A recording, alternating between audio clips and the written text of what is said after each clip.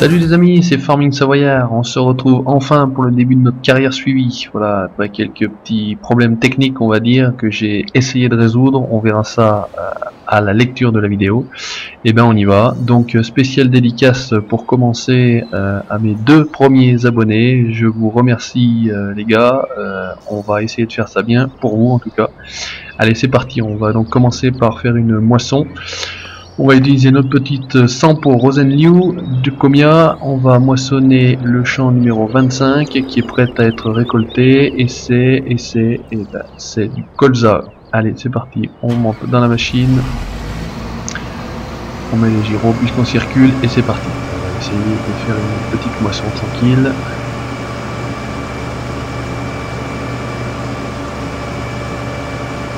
Voilà, donc tout le champ 25. Les champs 24 et les champs 29 sont également déjà semés en colza. Donc pourquoi semer du colza un peu dans tous mes champs? Bah écoutez, vu que c'est une carrière donc sans cheat, on va essayer de récolter ce qui rapporte le plus, à savoir au niveau des céréales le colza. Et on a au niveau du champ numéro 38 notre semoir qui vient a priori de terminer, également toujours en colza pour récolter un maximum d'argent. Alors on active tout ça et c'est parti pour une petite moisson de colza. Désolé pour le petit coup de lag.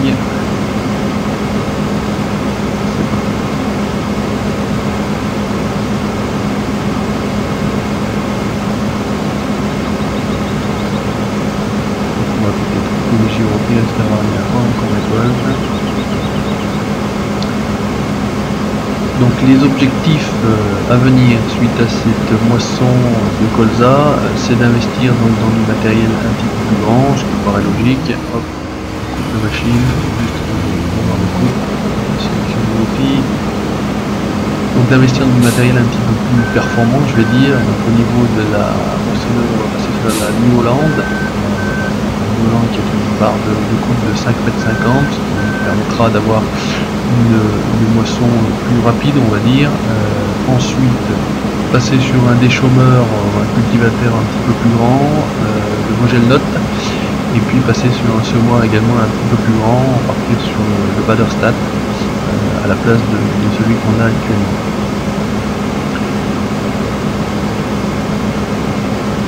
Donc je me répète, je vous le redis, donc c'est une carrière sans cheat, on va essayer de faire ça entre guillemets à la régulière.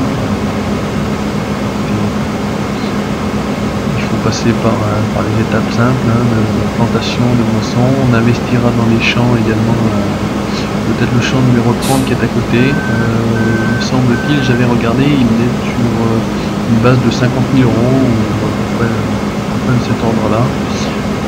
J'avais déjà récolté une fois les champs 29, la première fois donc au niveau du démarrage de la carrière sur la map en blé. J'avais déjà fait le champ 24 une première fois en colza. J'ai déjà fait également une première fois le champ 38 également une première fois en colza. J'ai stocké, alors je vous montre, déjà 42 000 litres de colza. Donc sur le principe, pour l'instant j'essaye de ne pas les vendre pour pouvoir bénéficier d'un maximum d'argent en si possible n'ayant une forte demande. Donc au niveau du colza, je les avais déjà vendus à l'élévateur à grains. Le maïs, je l'avais également vendu. Alors le maïs, je l'avais vendu. Le point de vente ici à côté du champ numéro 4, qui est la société de logistique, et j'avais également vendu le blé à l'élévateur à grains. Alors pourquoi ces endroits-là? Parce que c'était l'endroit où c'était le mieux payé tout simplement. Et comme ça me permettait de bénéficier d'argent, le plus d'argent possible, on va dire. J'ai également acheté une autochargeuse Pottinger. J'avais récolté la paille suite à la moisson du champ numéro 29 en blé pour pouvoir la revendre. Comme ça me faisait bénéficier, si vous voulez, en plus de l'argent de la récolte, et de l'argent de la revente de paille. Alors maintenant, la revente de paille, c'est quand même pas très rémunérateur, je vais dire. Avant d'amortir déjà ne serait-ce que l'achat de la Pottinger autochargeuse, il va falloir déjà vendre un petit peu de paille. Bon bref, de toute façon elle nous servira pour ensiler de l'herbe, parce que je pense que je vais outre ensiler du maïs, je vais ensiler de l'herbe, ce qui sera plus rapide. Ça nous évitera d'acheter du gros matériel, on achètera simplement des coupes à herbe, tout simplement, et puis comme ça on pourra ensiler de l'herbe et les mettre au BGA et se faire ainsi un petit peu d'argent. Alors je vais mettre l'ouvrier, je vais récupérer ici mon petit hurliman. Alors vous voyez, ils ont déjà pas mal travaillé, ils sont relativement sales. J'ai investi dans le Karcher pour pouvoir laver le matériel. Bon, pour l'instant on est en pleine récolte, on va pas s'embêter avec ça. J'ai dit que j'allais utiliser les clignotants, c'est ce que je vais faire. Donc utilisons les clignotants pour aller chercher notre grain dans la petite sampo. Alors tous les champs ont été bien évidemment pour maximiser le rendement traités, parce que sans traitement au niveau du colza c'est déjà pas très important. Alors si en plus on ne le traite pas, et bien écoutez, c'est vraiment perdre du temps pour rien. Donc on voit pas mal de petites choses, de petites maps on va dire. Alors on va faire comme ça, on va essayer d'éviter de rouler sur l'agriculture. Hop, on va monter à l'intérieur de la sampo, renvoyer les ouvriers, désenclencher les gyros. Oups, excusez-moi, on abîme le matériel, c'est pas très beau. Je l'ai pas fait exprès, si en plus j'endommage le matériel, heureusement qu'on n'a pas besoin de le réparer et de payer pour ça, parce que sinon effectivement, déjà que l'argent est difficile à faire rentrer, on en aurait encore moins. On va laisser décharger, on va aller voir de notre côté. Donc voilà, je vous ai dit le Karcher que j'ai placé ici. Je trouve pas mal pour une aire de lavage. Vous avez la chargeuse, l'autochargeuse même, la Pottinger à ranger à l'intérieur. Voilà, c'est celui-ci qui était en train de semer.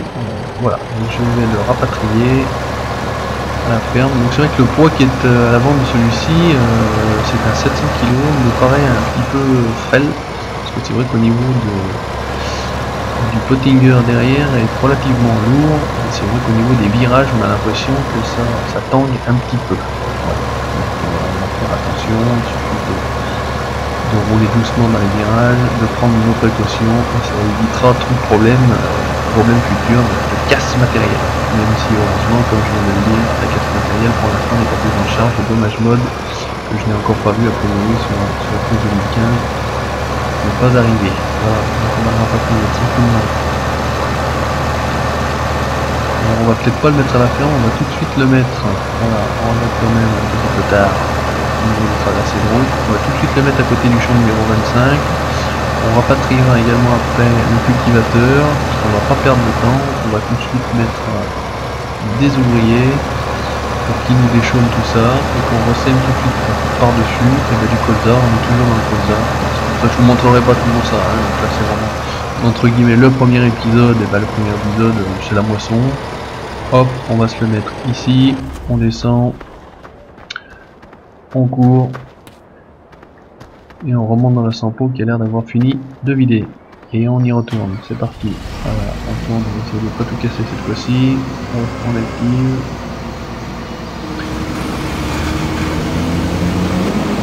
Et c'est parti.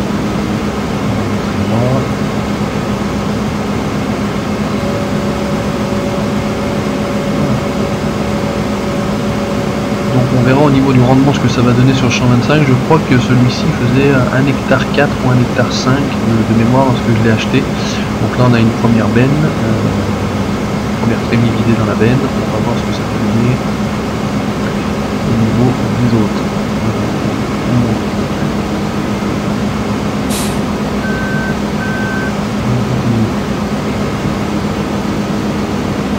C'est vrai que cette nouvelle façon de réguler la vitesse, c'est-à-dire par rapport à FS 2013, vous aviez le régulateur 1, 2 et 3.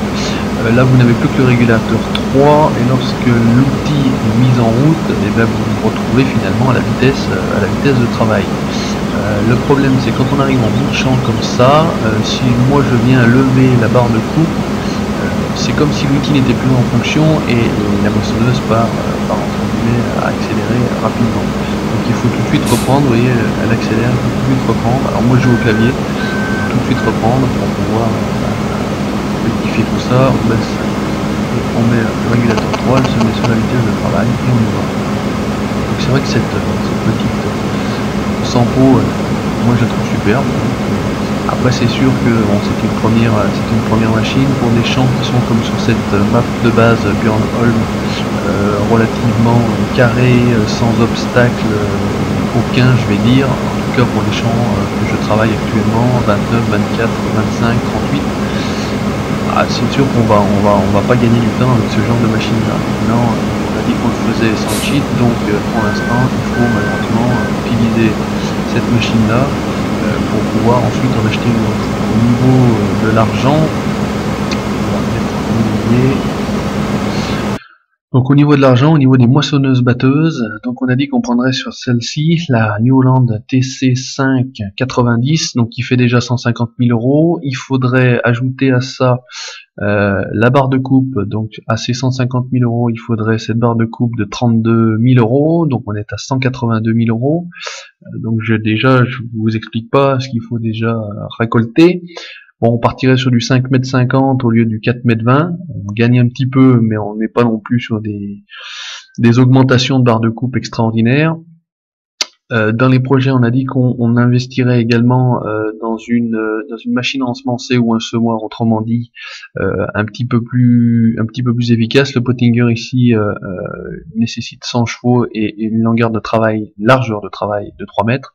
Le Vaderstad, on doublerait la capacité, c'est-à-dire qu'on passerait sur une largeur de travail de 6 mètres, mais ça coûte déjà 52 000 euros. Si on a à revendre celui-ci, il faudrait passer par le garage.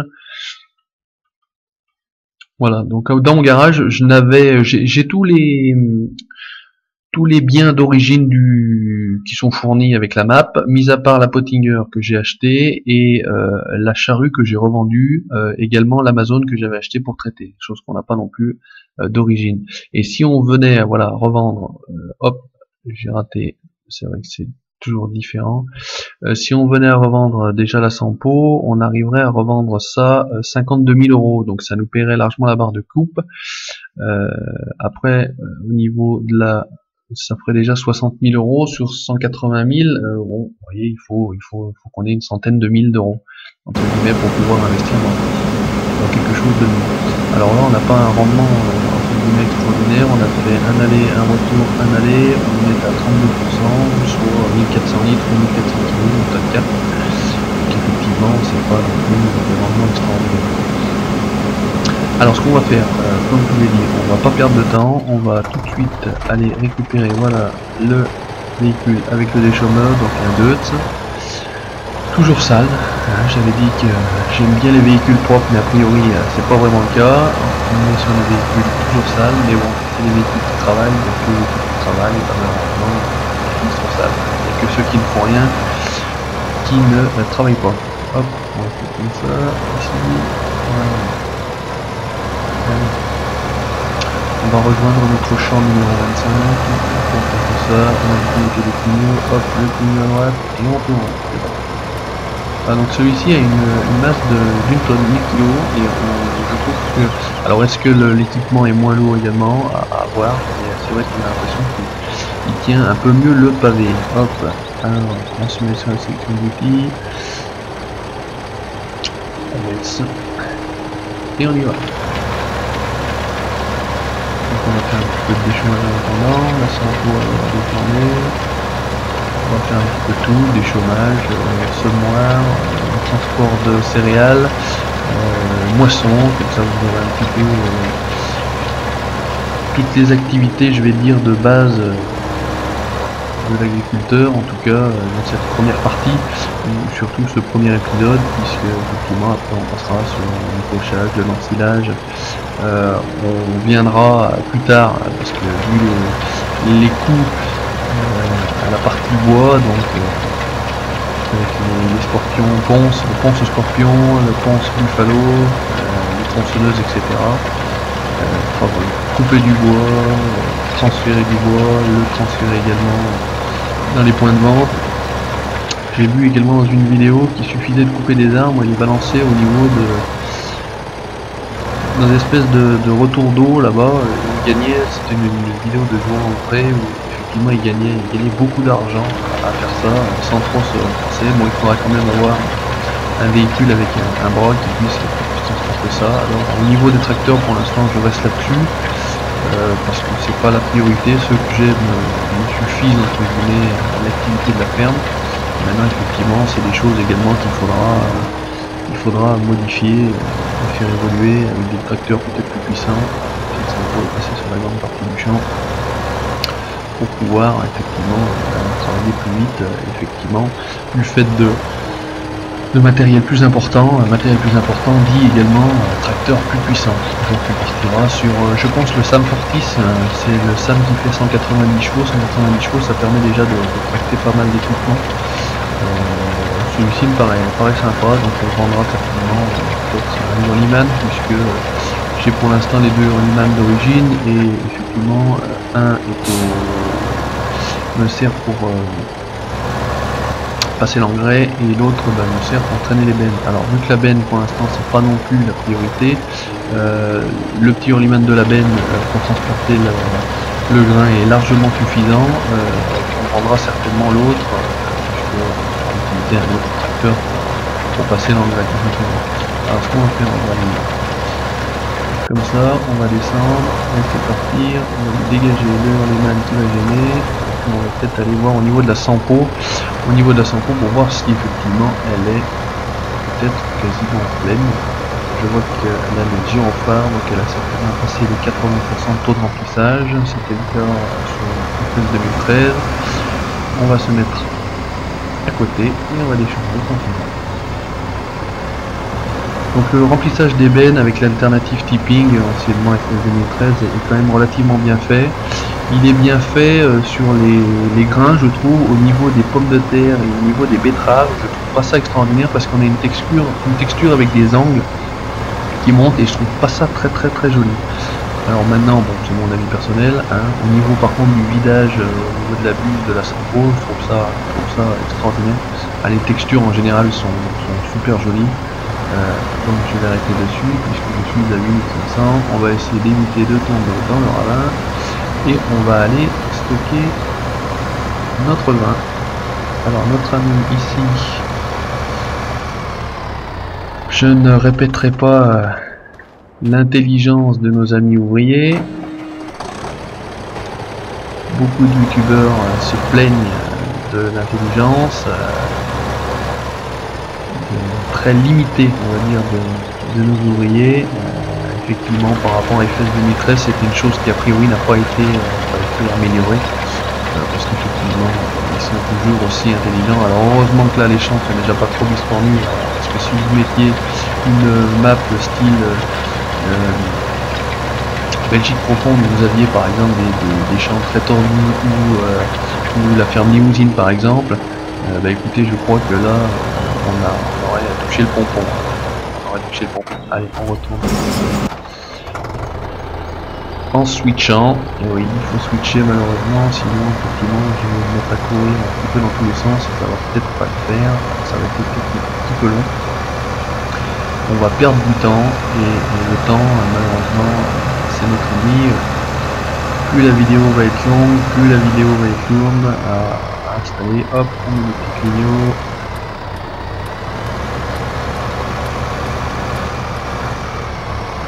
Je me prends de côté, hop. Et on va stocker ça. Donc 8500 litres de plus.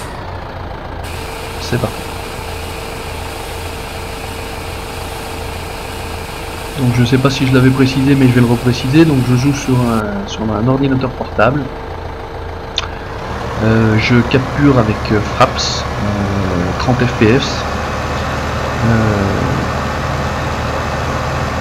Voilà, au niveau des caractéristiques, je joue au clavier souris. Donc je pense que le volant, je n'ai pas investi dans un volant parce que de toute façon j'ai jamais essayé, mais je sais pas, ça prend beaucoup de place, j'ai pas non plus énormément de place pour pouvoir jouer avec un volant. Je suis sur la table tranquillement. On va au niveau de cette carrière, donc c'est une carrière qui est appelée quand même à durer, on en attaquera certainement d'autres dès que des maps intéressantes on va dire seront sorties, puisque au jour d'aujourd'hui il y a pas mal de maps qui sortent sur la base de celle-ci. Donc classe DX69 avait fait justement une présentation de la map DTP V1.1, j'ai trouvé également la map Ostrovica, qui est une map sympa. C'est pareil, tout est regroupé au niveau de la ferme principale, les moutons, les vaches, etc. C'est vrai que ça peut aider. J'ai vu Holozen aussi, classe DX69 a fait la présentation de la map. Bon, à voir, quand une bonne map sera sortie, on attaquera certainement une autre carrière, donc celle-ci sera cheatée. Ça permettra d'éviter d'avoir des sempiternels début de carrière où on galère à gagner de l'argent pour pouvoir investir dans le matériel. Une map sympa, on cheatera et puis on achètera tout de suite du gros matériel, et puis comme ça on sera tranquille. L'argent ne sera pas le nerf de la guerre, comme je vais dire. On fera comme ça un petit peu ce qu'on veut, on pourra faire du bois, etc. Au niveau de la durée des vidéos, je pense faire des vidéos d'une taille moyenne, je vais dire, des choses qui se voient relativement souvent, de l'ordre de 25-30 minutes. Voilà, on va pas faire des vidéos plus longues, parce qu'au niveau du traitement, ça va être relativement long pour moi. Je suis sur un ordinateur portable qui n'a quand même pas des capacités non plus extraordinaires, et je ne veux pas passer non plus des heures et des heures et des heures à travailler les vidéos, à les convertir, à les upload, etc. Maintenant, si un jour on a une vidéo qui est un petit peu plus longue, de l'ordre de 35 minutes, etc., on le fera en plus à la pièce. Bah écoutez, on fera comme ça, on fera avec. Si on attaque quelque chose, on essaiera de le finir.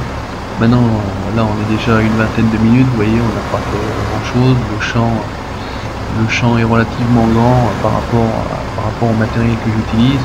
La Sampo met quand même relativement longtemps pour moissonner.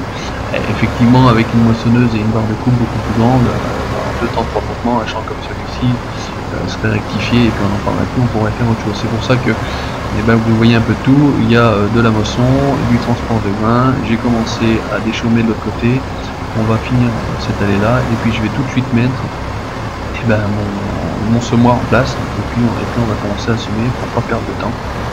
Comme ça, effectivement, moi je moissonnerai entre guillemets les autres champs le 24, le 29 et puis le 38. Comme ça, on se retrouvera la prochaine fois avec tous ces champs moissonnés.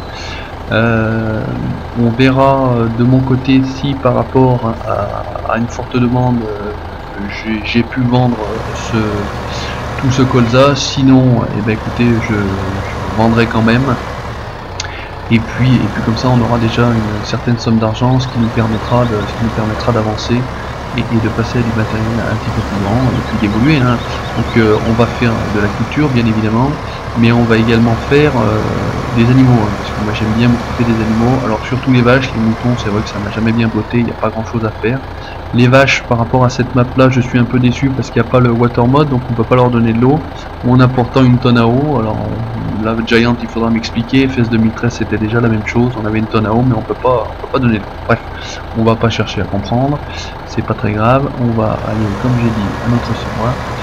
Voilà, donc l'idée de base c'est donc de faire de la culture qui nous permettra de faire des animaux, et puis les animaux qui nous permettront effectivement de continuer, et on passera certainement ensuite une partie bois. Alors une partie bois où on se fera ça en RP, en essayant d'inventer un petit roleplay sur des besoins en bois, couper du bois au bord d'une route pour la commune de Björnholm, puisque peut-être arbres qui menacent de tomber, des besoins particuliers de grumes, etc. sur une entreprise ou sur un point de vente, etc. Voilà, on va essayer de faire ça bien. On verra bien ce que ça peut donner. Bon, dans un premier temps, on est surtout sur la culture. Maintenant, effectivement, la culture va quand même nous prendre un certain temps pour évoluer, sachant que sans cheat, ça met quand même relativement longtemps. Donc effectivement, hop, alors, vous voyez, mais est très intelligent. On en revient toujours à la même chose. Alors, on va le récupérer. On va laisser. Est-ce qu'il est activé? Je mets l'aide, excusez-moi. Hop, on va le désactiver et c'est parti. Et normalement, dans ce sens-là, il devrait être un petit peu mieux. Voilà. Donc sur ce, on est sur les 25 minutes. Donc comme je vous ai dit pour cette première vidéo, on a fait donc un petit peu de moisson avec la Sampo. On a transporté le grain pour le stocker en vue de la revente, si possible sur une forte demande. On a commencé à cultiver nos champs. On laissera les autres pousser, je le ferai hors vidéo, je vais pas vous montrer 50 fois la même chose. On a commencé à ressemer, il faudra, excuse-moi mon ami, je te gêne, je m'en vais, je ne te paye pas pour rien faire à me regarder. Donc on se quitte de cette jolie vue, avec le soleil. Allez, c'était Farming Savoyard, en direct de la montagne, à bientôt.